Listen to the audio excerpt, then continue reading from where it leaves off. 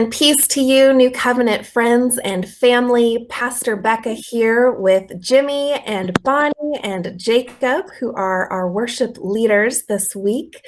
As you have heard, probably, we are moving into an online format for worship for the foreseeable future. We don't know how long we will be declining to meet in person. But until we do gather again back at the Wilshire campus, you are going to find us here online every Sunday morning.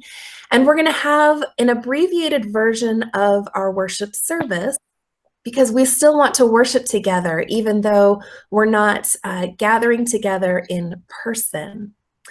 The first thing I want to say is that this is not a time to panic. I know it's a little bit scary with the decisions that are going on, with schools closing down, with churches choosing not to worship in person. I know we are one of several dozen around Austin that are choosing to suspend in-person worship for the foreseeable future. But as Brene Brown posted the other day, one of her mantras is to try to be scared without being scary. And I think what she means by that is that it's important to take caution, but it's important not to panic or not to cause unnecessary anxiety in our community. And when our session met on Thursday night, we decided it would be in our best interest and our community's best interest that we suspend in-person worship until this COVID-19 pandemic has cleared. We did that as an act of care and compassion for our community. We realized that even though our community would most likely be okay, most folks in our church are relatively young, relatively healthy, we realized that it's not just about us, but that it's about our whole community, the city of Austin and beyond, those that we might come into contact with who are more vulnerable and who are at risk for catching this virus and possibly not recovering from it as well as others might. And so when Session had this conversation, we had a deep conversation about what this would look like and what this would mean in terms of our response to what's going on. And it felt a little premature, I'll be honest. We had this conversation Thursday night. That was before Austin schools were closed. That was before any confirmed cases were here. That was before the governor declared a state of disaster. But we realized as we're reading the news, watching what's going on around the world, that it just was not worth the risk to gather in person and risk spreading this virus to our neighbors. We know that there's a case in South Korea where a worshiping community is responsible for, I think, 7,000 cases of the coronavirus that stemmed from this one worship gathering.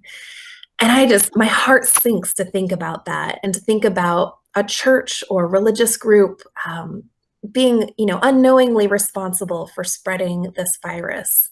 It's not a responsibility we want to bear. And we're looking at other situations like in Italy, where the nation has shut down. Their healthcare system is overrun. There's not enough ventilators to treat those who are really sick. And we are recognizing that we can take responsibility for preventing those situations from happening. And so that's why the session from New Covenant took these great measures to suspend in-person gatherings, both worship, session meetings, anything else we might do as a church. We're going to move all of that online for the time being.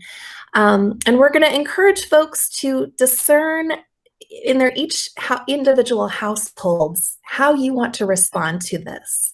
I can say for my house, we are doing what we're calling self-quarantining. We're declining from going to the library, from playgrounds even. We're not going to the YMCA, which is devastating for us because we love going there. But we realize it's just not worth the risk. My two little ones are they're goobers. They're covered in germs all the time. I would not want to risk them getting somebody else sick. So that's the decision we've made for our family. I know the Saddingtons have mentioned as well that they're going to take a time of self-quarantining. They're following the lead of their family in San Francisco, where the virus has had a pretty big outbreak over on the West Coast. So we just want to encourage you to be smart and be safe and consider our neighbors. I think Christ calls us to love our neighbors and to take care of them. And one way that we can do that during this time is to just remember that it's not just about us, that we might be taking a risk by interacting with a lot of people or going to big gatherings if we're not being careful and not staying home as much as we can. So I, along with the church leaders, just want to encourage you in that. And I just want to close my little moment of talking with a quote from Rabbi Yosef Kanevsky. And he said this: "Every hand we don't shake must become a phone call that we place. Every embrace we avoid must become a verbal expression of warmth and concern.